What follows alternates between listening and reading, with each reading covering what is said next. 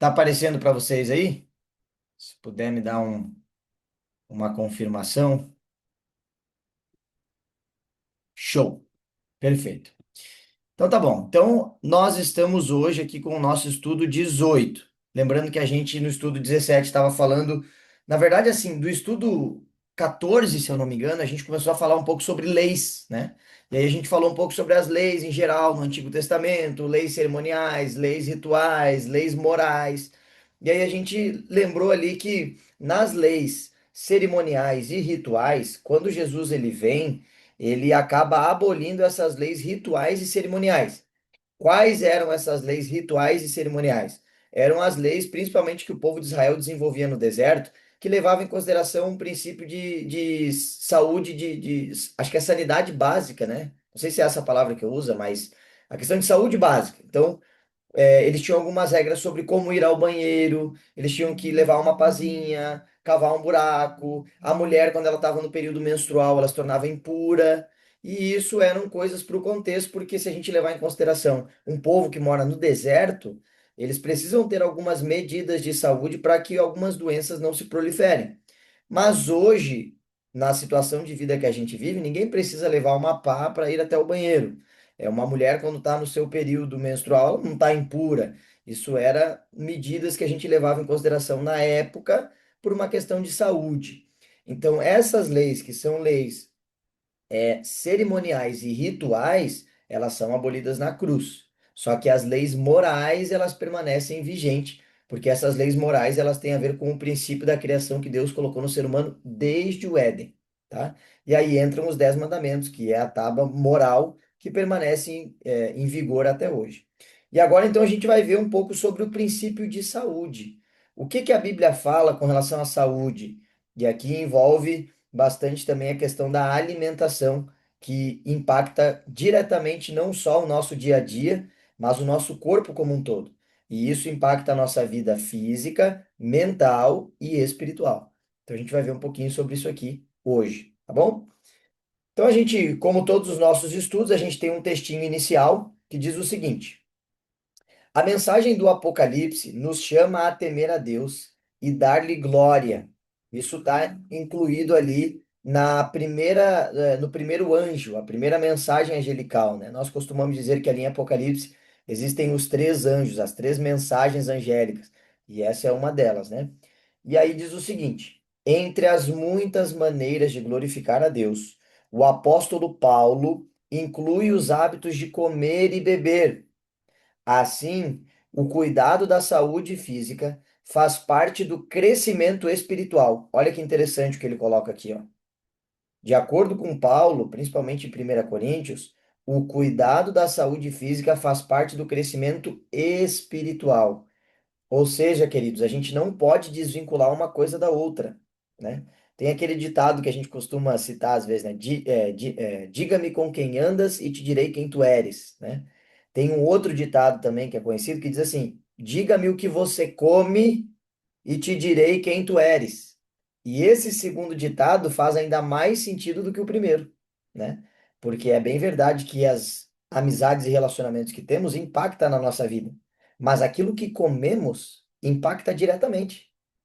Impacta na minha disposição, impacta no meu rendimento, seja ele físico, mental ou espiritual, né? Eu não sou especialista na área da saúde, então eu não vou me arriscar aqui em dizer muita coisa sobre o efeito das alimentações no corpo e na mente. Mas você pode pesquisar, existem bons especialistas da área que falam sobre isso, e a gente pode ver o quanto afeta aquilo que a gente come, o quanto afeta a nossa vida física, mental e, obviamente, espiritual também. Não é à toa que tem o princípio do jejum, né? O princípio do jejum, ele leva em consideração um período onde a gente deixa de comer e essa ausência de comida nos facilita para nos reconectarmos com Deus. Então, tá bem ligado uma coisa com a outra. Tá bom? Continuando aqui. Sim, porque mente e corpo estão intimamente relacionados. Deus se comunica conosco por meio do Espírito e imprime suas verdades em nossa mente. Caso o corpo esteja debilitado, a apreensão e a compreensão dessas verdades certamente serão dificultadas. a Bíblia fornece princípios de saúde extremamente necessários ao viver cristão, tá bom? Então aqui a gente consegue ver uma introdução, levando em consideração aqui principalmente o texto de Paulo, que traz para nós essa introdução mesmo, falando sobre como a nossa alimentação e o nosso estilo de vida afeta também a nossa vida espiritual. Tranquilo? Então, a gente vai avançar aqui agora para o texto bíblico, e aí a gente tem a nossa primeira pergunta, que diz assim: que cuidado Deus teve para com o homem recém-criado? E aí nós vamos lá para Gênesis capítulo 1, verso 29 e verso 30. Vou pegar minha Bíblia aqui. Aqui. Então, nós vamos para Gênesis capítulo 1, no verso 29 e o verso 30.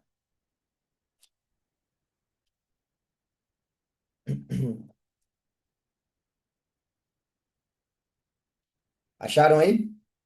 Vou ler. Na minha Bíblia diz assim, a minha é a versão internacional, a nova versão internacional. Diz assim: Disse Deus: Eis que dou a vocês todas as plantas que nascem em toda a terra e produzem sementes, e todas as árvores que dão frutos com sementes.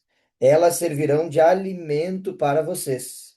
E dou todos os vegetais como alimento a tudo que tem em si fôlego de vida, a todos os grandes animais da terra, a todas as aves do céu e a todas as criaturas que se movem rente ao chão, tá? Então aqui a gente vê duas coisas. No verso 29 a gente percebe ali que Deus dá para Adão e Eva as plantas que nascem em toda a terra e produzem sementes, e todas as árvores que dão frutos com sementes, né? Então a gente tem aqui tanto as plantas que dão sementes, como as árvores que dão frutos para o ser humano.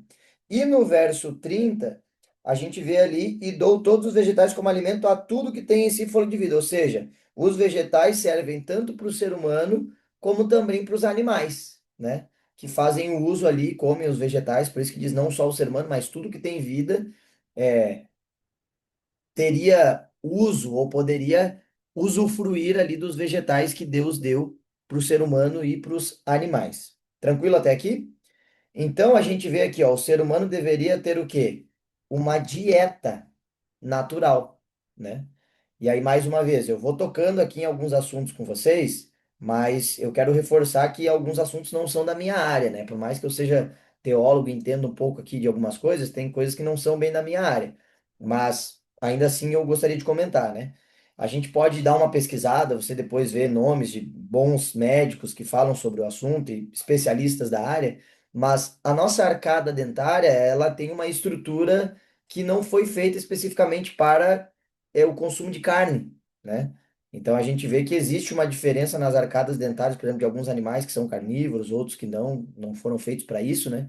Então a dieta que a princípio ela foi dada para o ser humano para que fosse uma dieta natural, não aparece a carne aqui em início de conversa, né? Então o ideal, a dieta do Éden, era que o ser humano comesse vegetais, frutas e plantas, né? Essa era a ideia inicial de Deus. Pergunta 2: quanto tempo viviam os primeiros indivíduos, mesmo após o pecado? E agora a gente vai para Gênesis capítulo 5, nesses versos 5, 8 e 27, tá? A gente vai avançar algumas páginas aqui. E agora em Gênesis capítulo 5 a gente vai ver um pouquinho de genealogia. A Bíblia tem algumas genealogias e algumas informações com relação a quanto tempo as pessoas viveram, né? E aqui em Gênesis capítulo 5 a gente encontra o seguinte no verso 5. Diz assim: Viveu ao todo 930 anos e morreu. Esse verso em si pode ficar meio incompleto, porque a gente não sabe de quem está falando, mas se a gente lê o verso 4 fica mais fácil da gente entender, né? Depois que gerou Sete, Adão viveu 800 anos e gerou outros filhos e filhas. Viveu ao todo 930 anos e morreu. Então, quantos anos viveu Adão? 930 anos, né? Aí, quando a gente avança para o verso 8, falando de Sete, a Bíblia diz o seguinte: viveu ao todo 912 anos e morreu. Então, Sete, que era filho de Adão, viveu um pouquinho menos do que Adão, viveu 912 anos. E aí a gente tem aqui a lenda, né? Talvez, pelo que a gente tem nos registros bíblicos, né? Este é o homem que mais tempo viveu, Matusalém, que a Bíblia registra ali no verso 27, dizendo que ele viveu ao todo 969 anos e morreu. Então, nos registros bíblicos, esta é a pessoa que mais tempo viveu na Terra. E aí a pergunta continua dizendo assim, ó: a obediência à lei de Deus e às leis de saúde produz longevidade e qualidade de vida, tá?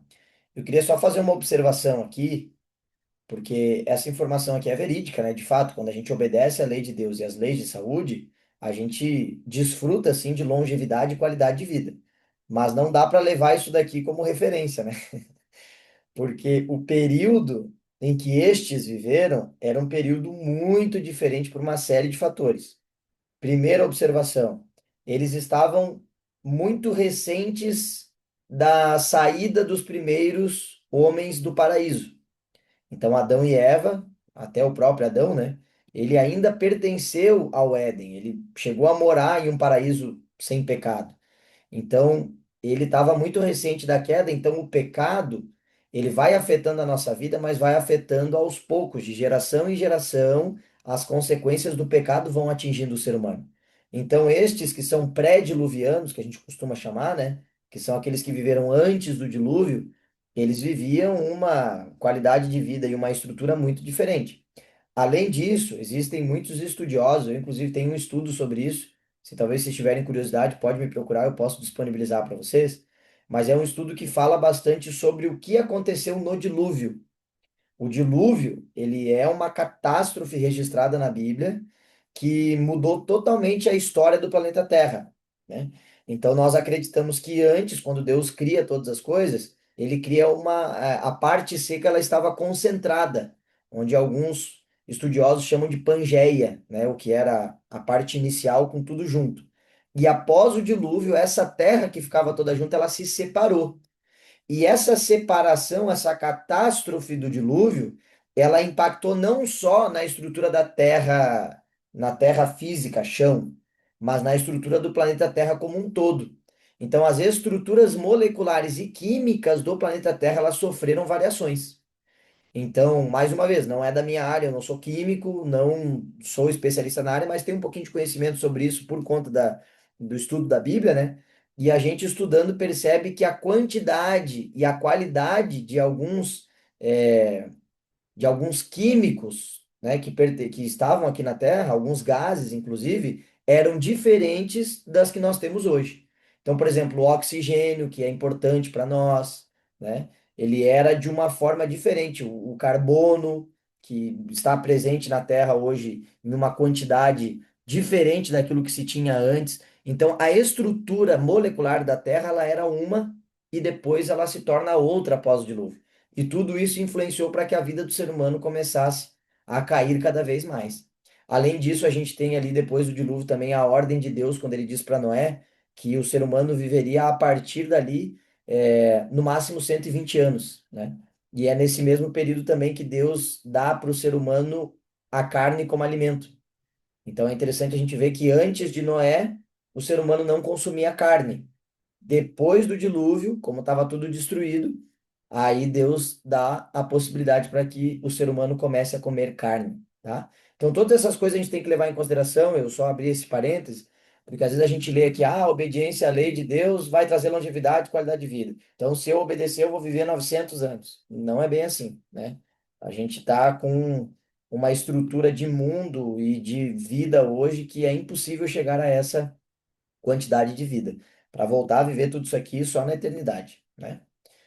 Então, pergunta 3. Quando Deus permitiu ao homem, ou melhor, quando foi que Deus permitiu ao homem o uso de alimentação carne? Olha aí, eu já acabei dando um spoiler aí pra gente antes. Vou, mas a gente vai ver no texto bíblico aqui para não ficar só na minha falácia, né? Então a gente vai avançar aqui para Gênesis capítulo 9. E aqui em Gênesis capítulo 9 verso 13 e 4, a gente encontra a resposta para essa pergunta que foi feita para nós ali.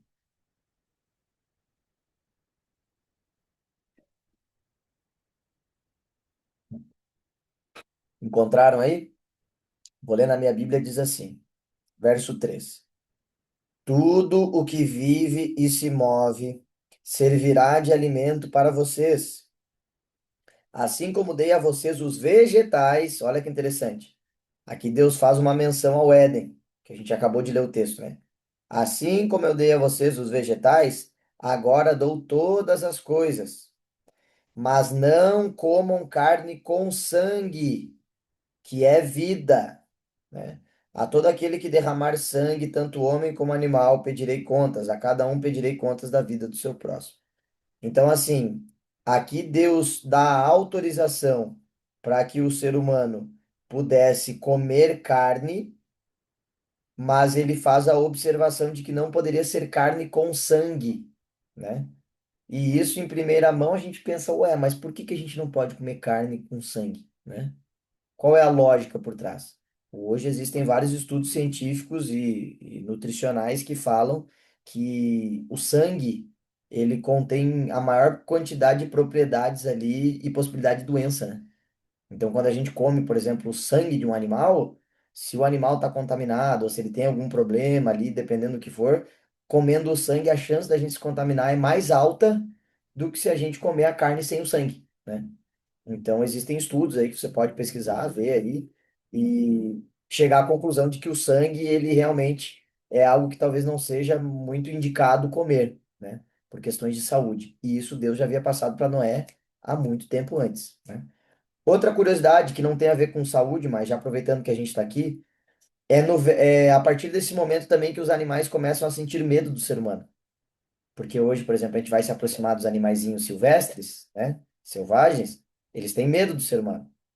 E a partir de quando que isso começa? Está aqui registrado no verso 2.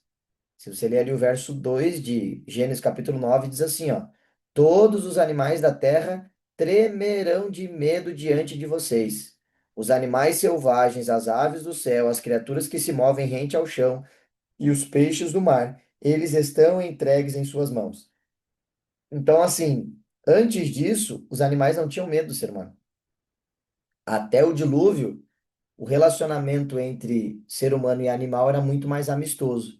Inclusive, isso é importante para a gente entender um pouquinho mais de como que Noé ficou na arca ali com os animais, né? Porque às vezes a gente pensa, imagina a gente hoje com leão, com elefante, com animais assim, é difícil, né? Naquela época, eles tinham ali, ãh, eles tinham ali contato mais direto, mas não tinham medo, né? Eu vi aqui uma mensagem que o Jorge mandou. Pode explicar como é comer carne com sangue? Por favor, seria o mal passado ou ao ponto? Tá. Então, assim, mais uma vez, vou dar o benefício da dúvida, né? Eu sou pastor, não sou churrasqueiro, embora eu seja gaúcho. Mas, assim, até onde eu entendo, a carne, quando a gente come, ela não vem com sangue, tá? Então, essa carne que a gente compra no mercado, que geralmente vem na churrascaria e tal, às vezes a gente coloca no prato e aí até sai um líquido vermelho ali, né? Mas aquele líquido não é o sangue. Ele é os restos ali que sobra na carne que acaba sendo ali vermelho com cor de sangue, mas não é sangue. Porque quando a carne ela vai passar por um processo de preparo, né? Essas carnes que são comercializadas, elas são retiradas do sangue completamente delas. Então, nesse conceito aqui do mal passado ou do ao ponto, ele nada mais é do que o estado da carne. Se ela é uma carne mais assada ou menos assada, mas ambas, tanto uma como a outra, não tem sangue, tá? E aí, assim, o melhor é que você pesquise sobre o assunto, como eu falei, eu não sou o especialista da Anvisa nessa área aí para ver como que funciona a parte da regulamentação de saúde, mas do pouco que eu conheço, essa é a informação que eu posso dar para vocês. Até onde eu sei, essas carnes que são comercializadas, que a gente compra no mercado, as peças de carne, enfim, elas são retiradas totalmente o sangue, e aí por mais que tenha aquele líquido vermelhinho, aquele líquido não é sangue. É os restos ali que sobra da própria carne que acaba expelindo ali quando ela é assada, né? Então, quanto a isso, a gente pode ficar bem tranquilo. Então, respondendo à pergunta 3, quando foi que Deus permitiu ao homem o uso de alimentação cárnea? Foi após a entrada do pecado? Sim ou não? Não, porque o pecado entra ainda no Éden, né? Mas ele só vai liberar após o dilúvio, tá? Então não é na criação, não é após a entrada do pecado, é após o dilúvio. E aí aqui também tem um ponto interessante, porque quando a gente olha aqui para o capítulo 9, a gente vê ali que Deus diz o seguinte, né? Se você ler ali no verso. Cadê? Onde é que tá? No verso 3. É o 3? É o 3. Ele diz assim, ó. Tudo o que vive e se move servirá de alimento para vocês. E aí tu para e pensa, poxa vida, tudo o que vive e se move. Então eles podiam comer qualquer tipo de animal, né? Aí vem o restante. Assim como dei a vocês os vegetais, agora dou todas as coisas. Então qualquer coisa que se mexesse, Noé poderia comer. Será que é isso? Mais ou menos, né? Porque assim, em tese, Deus dá a oportunidade de Noé de comer todos os animais, só que a gente tem que levar em consideração também que no próprio livro do Pentateuco, né, em Levíticos, não é no caso em Gênesis, mas em Levíticos, a gente vai ver ali algumas regras que são dadas para o povo com relação a alimentos puros e impuros. Inclusive, a gente vai ver um pouquinho disso aqui para frente. Mas só para não deixar um ponto sem nó, né? Quando a gente vai ali no capítulo 7 no verso 2, se você voltar ali algumas páginas, você vai ver ali que quando Deus dá a ordem para Noé para que entrassem os animais na arca, olha que interessante o que aparece no verso 2. Quando Deus fala para Noé: leve com você 7 casais de cada espécie de animal puro, macho e fêmea, e um casal de cada espécie de animal impuro, macho e fêmea. Ou seja, Noé já sabia o que era puro e impuro, tá? Então a gente vê no capítulo 7 que Noé já tinha um conhecimento sobre o que era puro e impuro, animais que eram permitidos e animais que não eram permitidos. Então, por mais que Deus tivesse dado agora em tese sobre o domínio do ser humano, os animais, ele sabia que tinham alguns animais que ele poderia consumir e outros não. E aqui vale também uma observação que a Bíblia ela é limitada, né? Ela é limitada não pelo seu poder, porque o poder da Bíblia ele é sem limites, mas ela é limitada por ser um livro e ter limitação de páginas. Então, tem muita coisa que Deus falou para o ser humano ao longo de toda a história da humanidade que não está registrado aqui. Então foram registradas algumas coisas que nos ajudam, mas tem muita coisa que foi conversa de Deus com Adão, de Deus com Noé, de Deus com Moisés, que não está registrado na Bíblia. Então a gente não pode saber o que que Deus conversou com eles, porque com certeza tiveram muito mais diálogos do que há registrado na Bíblia, tá? Então é através dessas visões, por isso que a gente tem que estudar a Bíblia com cuidado, de forma minuciosa, para a gente entender um pouquinho mais da estrutura. Então Noé sabia o que era animal puro e impuro, e por mais que ele tivesse ali agora acesso aos animais, ele sabia que tinha uma diferenciação ali entre a categoria dos animais. Tá bom?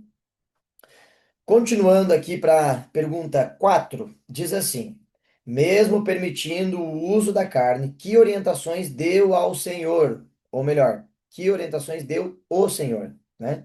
E agora a gente vai para Levíticos 11, tá? Levíticos 11. Ele é um livro que foi também escrito por Moisés. Nós acreditamos aí, pela tradição, que Gênesis, Êxodo, Levíticos, Números, Deuteronômio, que compõem aí o que a gente chama de Pentateuco, ou a Torá, como chamam ali os judeus. Esses foram os livros escritos por Moisés, né? E aí aqui então, o próprio autor que escreve ali Gênesis com o momento do dilúvio, ele escreve também as leis de alimentação que Deus havia passado. Ou seja, isso estava em vigor na época em que foi escrito e contém leis que permanecem até hoje para nós, né? Porque isso aqui não é lei ritual. E aí isso vale lembrar, inclusive, do início da aula, né? O que a gente vai ver aqui agora em Levíticos 11 não é lei ritual e não é lei cerimonial. São leis de animais e alimentação que permanece até hoje a mesma estrutura, né? Então não tem por que a gente dizer que foi abolido, né? Então, levando isso em consideração, Levíticos capítulo 11, verso 47 diz assim, ó, quando Deus fala ali sobre os animais que poderiam ser comidos ou não, ele termina no capítulo 11 dizendo: vocês farão separação entre o impuro e o puro, entre os animais que podem ser comidos e os que não podem.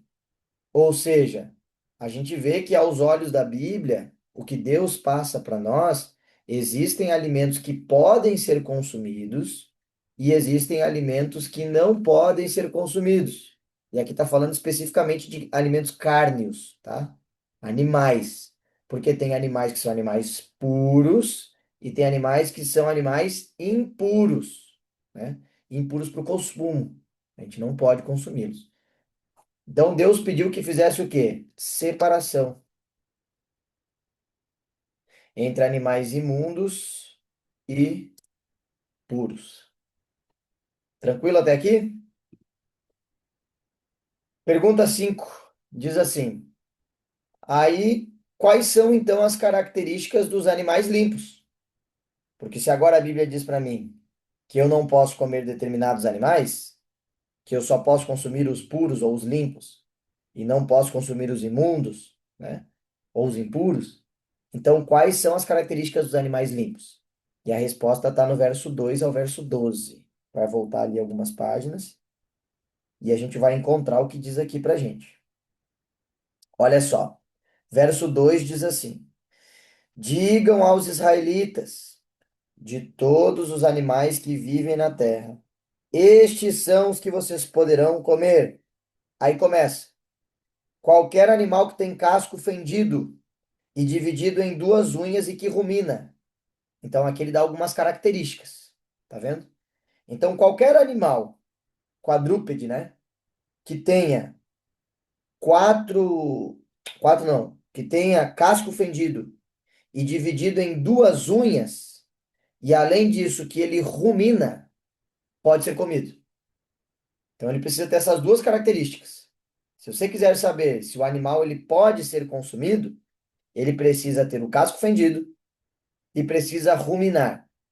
O que que é o casco fendido? O casco fendido é o da vaca, né?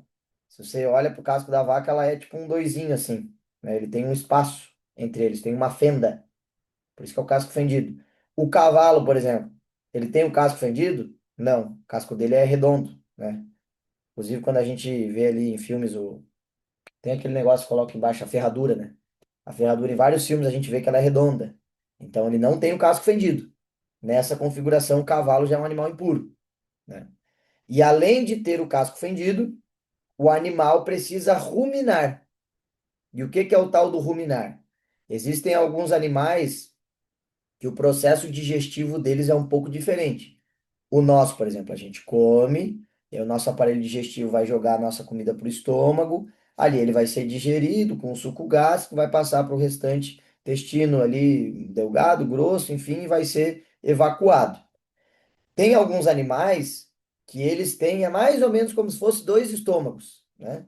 Mais uma vez, mais um assunto que não é da minha área, o bom seria você pesquisar, mas é mais ou menos essa linha.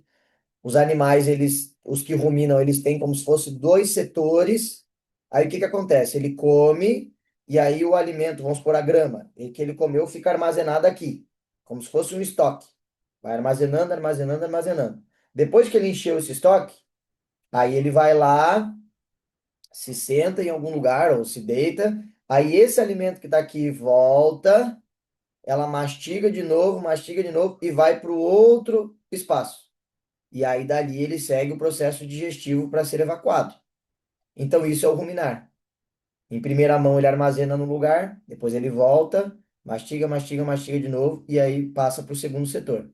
Então, além de ter a unha fendida, precisa ruminar, né? A vaca é um exemplo clássico que a gente costuma usar porque ela tem ambos, né? Ela tem ali o casco fendido e ela também, depois que come, ela se senta. E é bem comum você ver uma vaca sentada e mastigando pasto ali à toa, né? Então, essas são as duas características primárias. Além disso, no verso 4 ele continua dizendo assim: vocês não poderão comer aqueles que só ruminam, nem os que só têm o casco fendido. Ou seja, se só tiver uma característica das duas, não está permitido. Tem que ter as duas. O camelo, embora rumine, não tem casco fendido. Considerem-o impuro. O coelho, embora rumine, não tem casco fendido. É impuro para vocês. A lebre, embora rumine, não tem casco fendido. Considerem impuro. E o porco, embora tenha casco fendido e dividido em duas unhas, não rumina. Considerem impuro. Vocês não comerão a carne destes animais, nem tocarão em seus cadáveres. Considerem impuros. Olha só que interessante. Então, nesse período, ele faz um além. Eles não só poderiam não consumir, como também não poderiam tocar no cadáver desses animais. E a gente vai ver um pouco mais para frente, inclusive em textos bíblicos, exemplos ali quando às vezes algum tipo de alimento ou animal caía em algum prato ou em alguma vasilha, aquele prato e aquela vasilha se tornava impuro e eles não poderiam usar ali aquele utensílio de cozinha, né? Porque se tornava impuro. Então eles levavam bem a sério essa estrutura aqui de alimentos que Deus deu para o ser humano. Continuando no verso 9. Até aqui, o verso 8, a maioria deles são quadrúpedes, né? Na verdade, todos que são citados aqui, todos são quadrúpedes, não. E então agora a gente vai para o verso 9. De todas as criaturas que vivem nas águas do mar, agora é uma outra categoria. Primeiro são os animais quadrúpedes terrestres, agora a gente vê os animais aquáticos. Diz aqui, ó, tanto no mar como nos rios, vocês poderão comer todas as que possuem barbatanas e escamas, quer entre todas as pequenas criaturas que povoam as águas, quer entre todos os outros animais das águas, serão proibidas para vocês. Por isso não poderão comer sua carne e considerarão impuros os seus cadáveres. Tudo que vive na água e não possui barbatanas e escamas será proibidos para vocês. Então aqui também tem duas características. Ah, pastor, um alimento aquático, ou um animal do rio, do mar, e etc. Posso comer? Primeira pergunta que tu vai fazer. Tem barbatana? Tem barbatana. Opa, show de bola. Tem escama? Não tem escama. Opa, então já não dá. Ah, tem escama? Tem. Tem barbatana? Não, então não dá. Ou seja, peixes de couro que não tem escama, não é permitido. Alimentos, por exemplo, lagosta, não tem nem barbatana nem escama, não é permitido. Camarão, nem barbatana nem escama. Ostras, né? Frutos do mar. Então, esses alimentos, de acordo com esse texto aqui, são alimentos impuros. A gente não pode comer esse tipo de alimentos, né? E aqui eu queria fazer um parênteses, uma observação também, porque às vezes a gente fica assim, puxa vida, olha só o tanto de coisa, agora de repente eu gosto de comer sei lá, um porquinho, um camarãozinho, uma lagosta, um fruto do mar, agora tô ferrado, me lasquei, entendeu? Então, assim, o que que tem por trás disso aqui? Isso é importante a gente destacar também, né? Não é só chegar e falar assim, ah, não pode, tá errado, é pecado, vai perder o céu, coisa nada e tal. Interessante a gente ver que aqui não tem nada a ver com o céu. Começa por aqui, né? Inclusive, é interessante a gente ver, inclusive, que esse estudo que nós estamos tendo aqui agora, o estudo 18, ele vem bem depois do estudo que a gente falou sobre salvação. Então, a gente precisa só entender, assim, de forma clara, que isso aqui não tem a ver com salvação. Ou melhor, não tem a ver em primeira mão, tá? Para ficar melhor. Porque, de certa forma, também tem um pouco a ver com o processo de salvação. Mas de que forma isso aqui se relaciona, né? Eu preciso abandonar estes alimentos para ser salvo? Não. Quando eu vou para a Bíblia, quando eu vou para o estudo sobre salvação, a gente entende que para sermos salvos do pecado, nós precisamos reconhecer que Jesus é o nosso Senhor e Salvador, aceitar o sacrifício de Cristo e estarmos preparados para pedir perdão pelos nossos pecados e converter a nossa vida pecaminosa por aquilo que Cristo espera de nós, né? Envolvendo, obviamente, ali o processo do batismo, que é o início da nossa vida com Deus. Então, salvação é Cristo Jesus.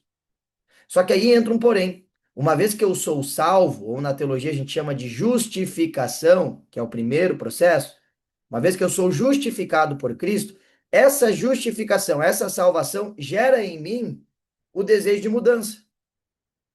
Porque eu sou salvo do pecado, não para ficar vivendo no pecado. Eu sou salvo do pecado para viver uma nova vida em Cristo. E é por isso que eu me batizo. Porque o batismo ele indica que eu estou morrendo para mim e nascendo para Cristo. E aí, uma vez que eu passo pelo batismo, aceito Jesus como Senhor e Salvador, eu morro para mim e nasço para Cristo, aí agora eu passo para um segundo estágio. O primeiro estágio, que é o estágio de justificação, é só Cristo. Cristo morreu na cruz por mim, Cristo me deu a salvação, Cristo me ajuda a vencer o pecado para viver a vida eterna. Uma vez que eu passei por esse primeiro estágio, que é a justificação, aí eu entro num segundo estágio, que é a santificação. E esse segundo estágio, que é a santificação, é aqui que entra esses alimentos, é aqui que entram os mandamentos de Deus. Porque agora é o quê? Uma vez que eu já estou salvo em Cristo Jesus, eu não quero mais viver para o pecado. Eu quero viver para Cristo.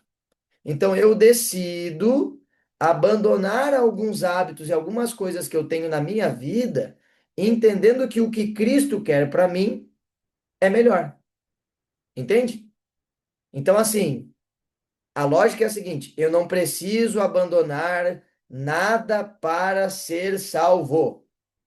Porém, uma vez estando salvo, quando Cristo entra na minha vida, ele entra para fazer mudanças, e essas mudanças elas são visíveis em várias áreas da nossa vida, inclusive na área da nossa saúde, da nossa alimentação. E aí vem um ponto. Por que que Deus separa dizendo que alguns alimentos são impuros e outros são puros?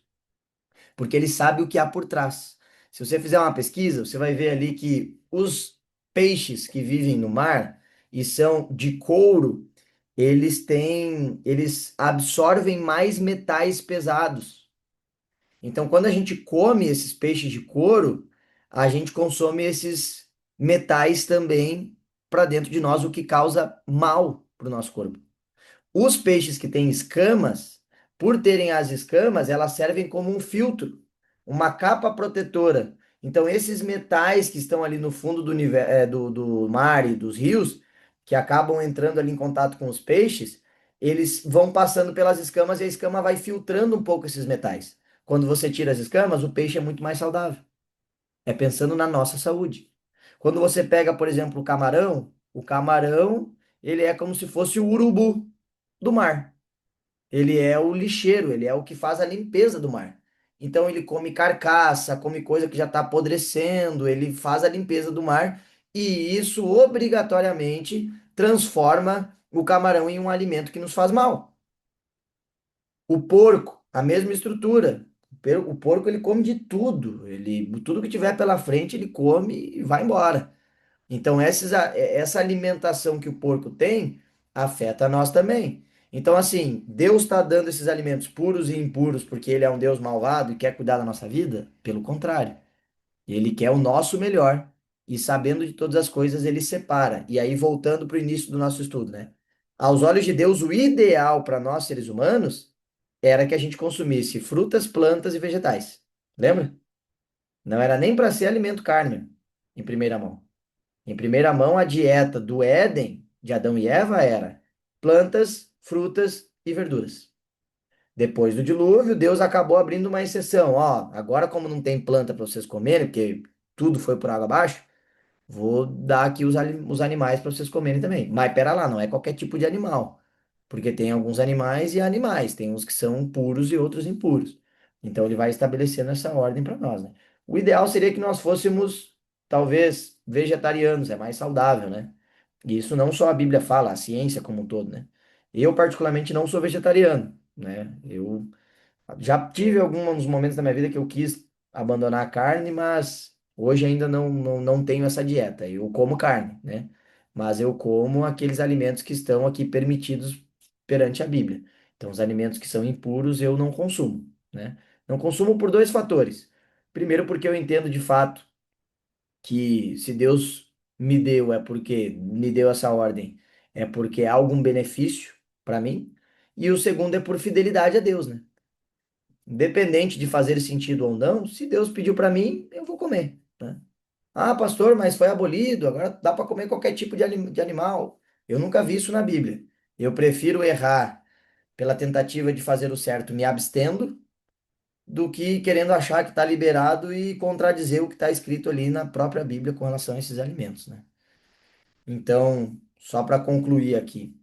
A gente vê aqui, então, o animal, no caso terrestre, ele deve ruminar e ter os cascos divididos, em dois, no caso, né?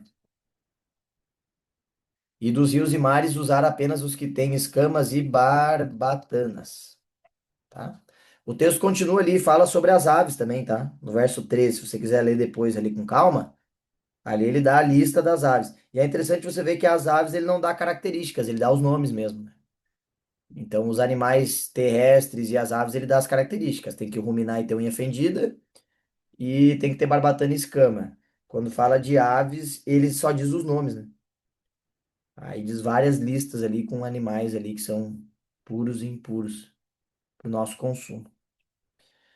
Continuando, diz aqui, ó. O melhor plano de alimentação para o homem está em Gênesis 1:29 e inclui grãos, frutas, verduras, legumes.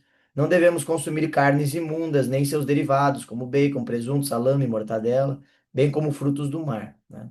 Então aqui tem a conclusão aí do que a gente estava conversando. E aí cita também a questão da alimentação ideal, né? Que seria o melhor para a gente consumir. O que a Bíblia fala sobre o uso de bebidas alcoólicas? Né? Aí a gente tem aqui Provérbios 20. A gente vai avançar aqui que o nosso tempo está correndo e eu quero ver se eu consigo terminar dentro do tempo para não extrapolar aí a rotina de vocês. Provérbios, capítulo 20, verso 1, diz o seguinte aqui para nós. O vinho é zombador e a bebida fermentada provoca brigas. Não é sábio deixar-se dominar por eles. Né? Então fala aqui tanto do vinho como a bebida fermentada, né? Ou a bebida alcoólica. E aí o capítulo 23, verso 29 diz assim. Deixa eu achar aqui na minha Bíblia. De quem são os ais? De quem as tristezas e as brigas de quem são? E os ferimentos desnecessários de quem são os olhos vermelhos? Verso 30. Dos que se demoram bebendo vinho, dos que andam à procura de bebida misturada. Não se deixe atrair pelo vinho quando está vermelho, quando cintila no copo e escorre suavemente. No fim, ele morde como serpente e envenena como víbora. Seus olhos verão coisas estranhas e sua mente imaginará coisas distorcidas. Você será como quem dorme no meio do mar, como quem se deita no alto das cordas do mastro. E dirá: espancaram-me, mas eu nada senti. Bateram em mim, mas nem percebi. Quando acordarei, para que possa beber mais uma vez, né? Então ele faz aqui uma observação severa com relação ao vinho, né? E queridos, isso aqui, além de estar na Bíblia, né? É até um princípio ético, né? A bebida alcoólica ela só é permitida para maiores de 18. Se beber, não dirija. Então, até quem não é cristão sabe que a bebida alcoólica, em hipótese alguma, ela é saudável, né? Ela é por puro entretenimento e prazer, né? Por que que a gente consome bebida alcoólica? É pensando em nós mesmos. Pensando assim, eu quero para me divertir, eu quero para ficar descontraído. Então, assim, são justificativas pensando no que o homem quer. E quando a gente fala da espiritualidade, não tem a ver com o que o homem quer, tem a ver com o que Deus quer, né? Então a bebida alcoólica, ela é de fato só quem teve aí, de repente, algum familiar em casa ou alguma pessoa próxima que tem o vício pela bebida, sabe o que ela causa na vida do ser humano, né? Então a bebida, ela não é saudável em situação nenhuma e ela não é indicada em nenhuma situação para nós, pensando na nossa saúde como um todo. Deus não se agrada quando nós consumimos esse tipo de bebida, porque ele não traz benefício nenhum, né? Então, de acordo com esse texto, ela permite moderadamente. Será? Acho que não. Deixa a nosso critério, cada um escolhe. Também não. Então, de acordo com esse texto, não permite, né? De acordo com o princípio bíblico, o princípio é que nós nos abstenhamos da bebida alcoólica, né? Pergunta 7. Por que Deus se preocupa com a nossa alimentação? E aí a resposta está em 1 Coríntios 6. A gente vai avançar mais um pouquinho para o Novo Testamento ali. 1 Coríntios 6,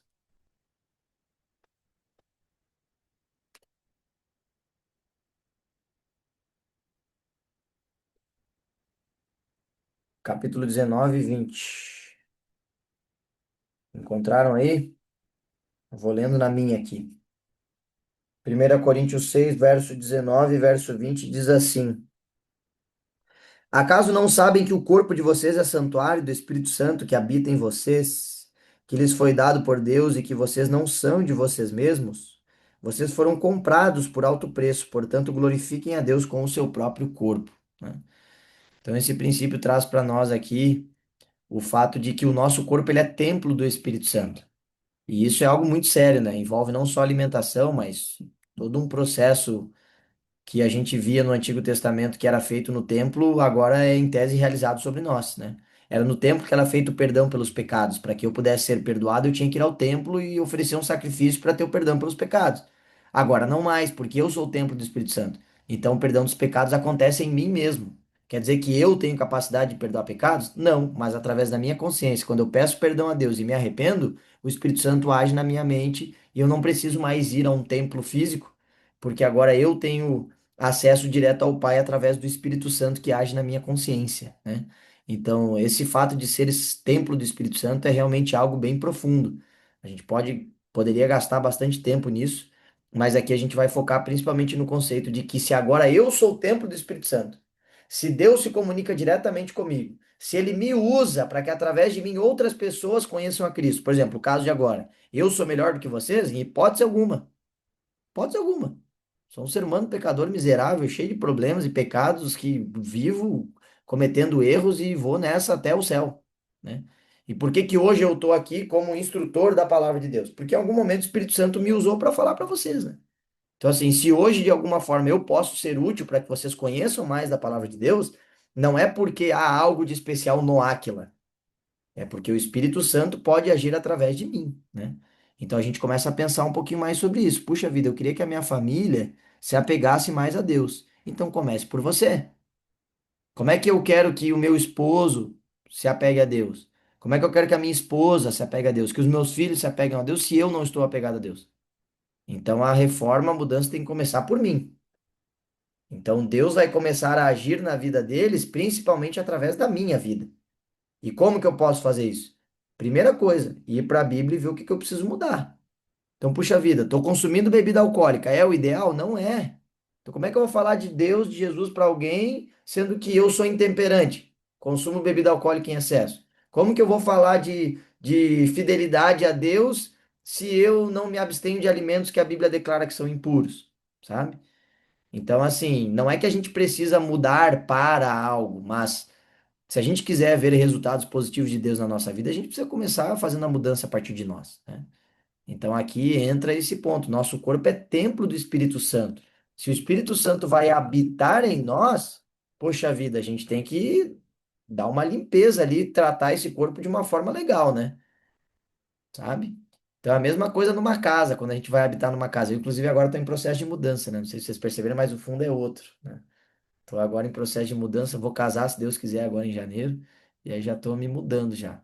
Então, assim, a casa está cheia de caixa, para cima e para baixo, não tá com cara de casa ainda, mas a gente já vai ajustando algumas coisinhas, porque, poxa, eu vou morar aqui, tem que ser um lugar limpinho, um lugar habitável, sabe?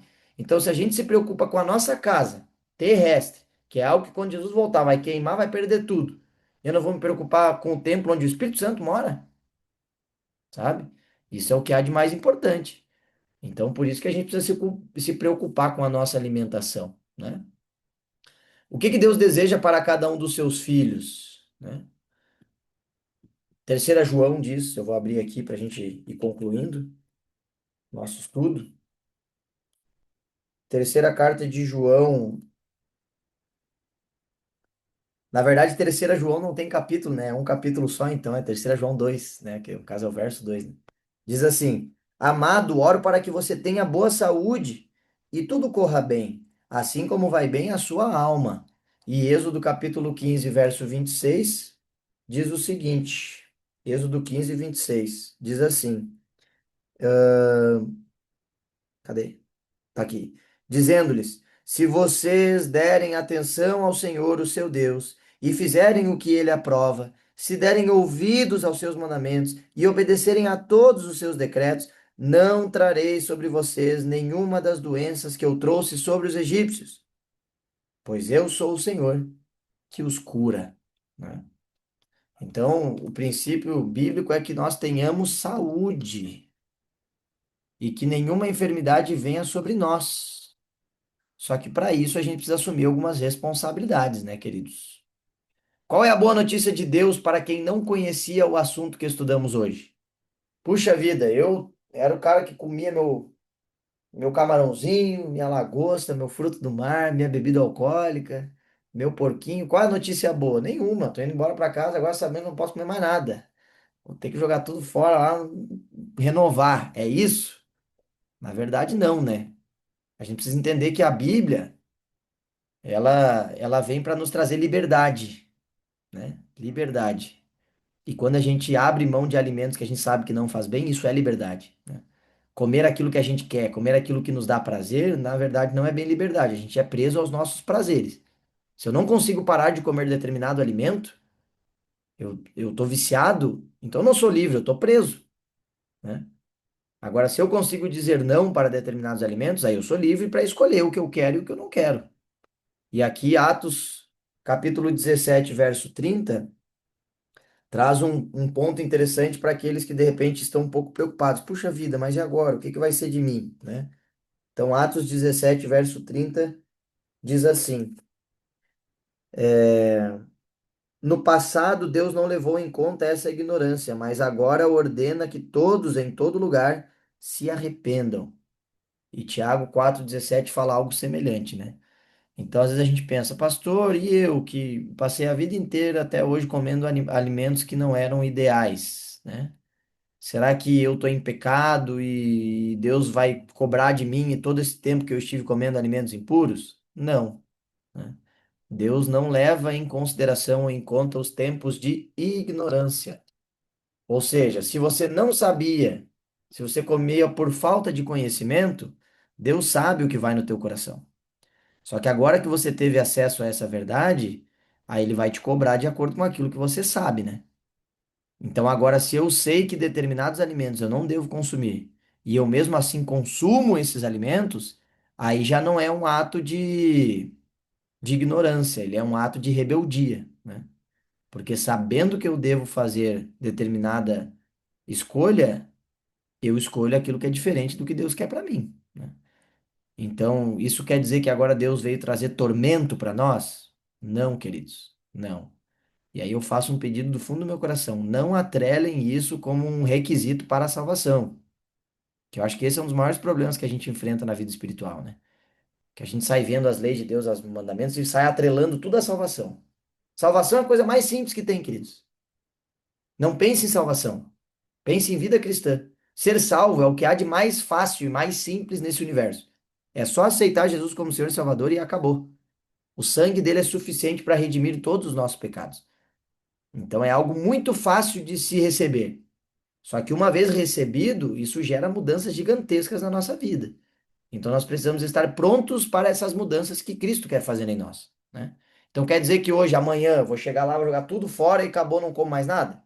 É um processo, né? É um processo. Ainda mais se a gente tem uma dieta já, puxa vida, levo anos acostumado com essa rotina, com essa dieta.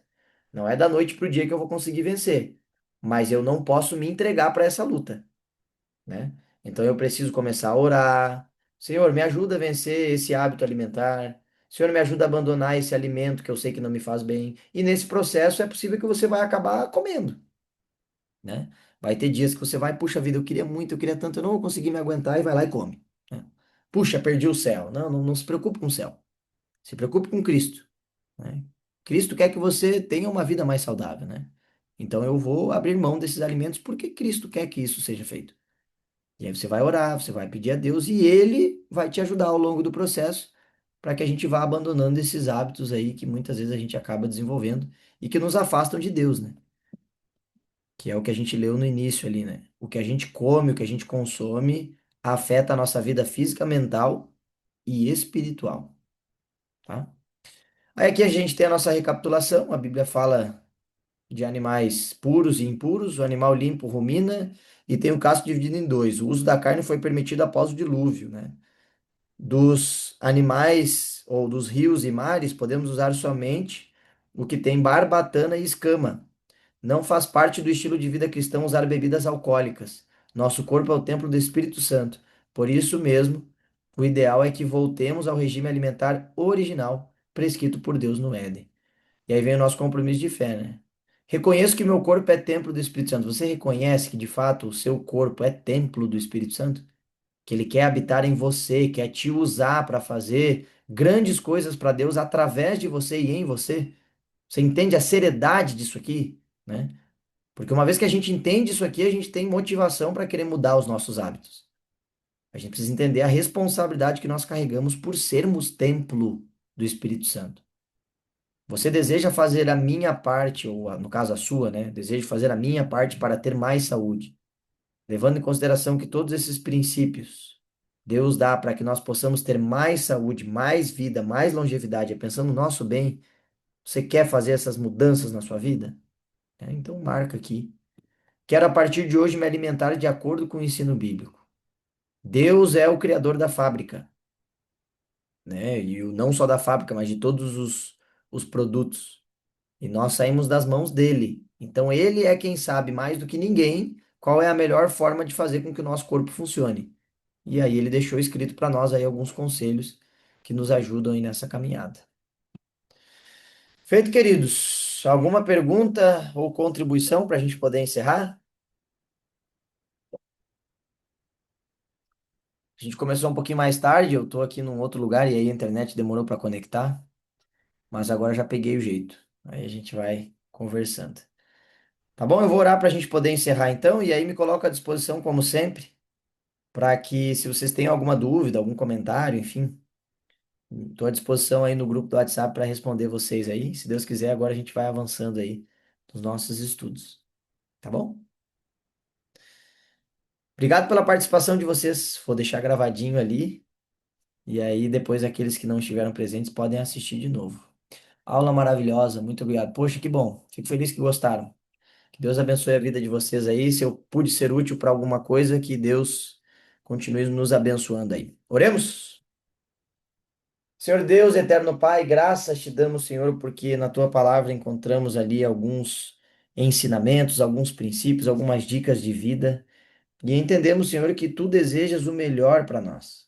É bem verdade que muitas vezes, quando entramos em contato com algumas verdades bíblicas, geram algumas infelicidades em nós, porque estamos acostumados a fazer aquilo que gostamos. Mas, Senhor, estamos aqui não para fazer a nossa vontade, mas a tua. Então, pedimos que tu possas nos ajudar, se de repente há alguém aqui nesse estudo que tem algum alimento, que tem algum hábito alimentar que está contrário aos teus ensinamentos. Senhor, que tu possas conduzir com teu Santo Espírito, com amor, com cuidado, para que essa pessoa possa ir entendendo aos poucos que precisa abrir mão desses alimentos e que assim ela possa ter uma vida mais saudável, mais apegada a ti e possa ser usada de forma mais poderosa para alcançar a vida de outras pessoas. Permanece conosco, Senhor, no restante dessa noite. Dá-nos um bom descanso. Isso oramos e agradecemos em nome de Jesus. Amém. Um abraço, queridos. Que Deus abençoe a todos. Foi um prazer estarmos juntos novamente. E aí, precisando, estou à disposição nos grupos do WhatsApp e a gente vai conversando aí com as demandas que vocês forem enviando. Tá bom? Que Deus nos abençoe. Um bom descanso a todos. Fiquem com Deus. Até mais. Um abraço.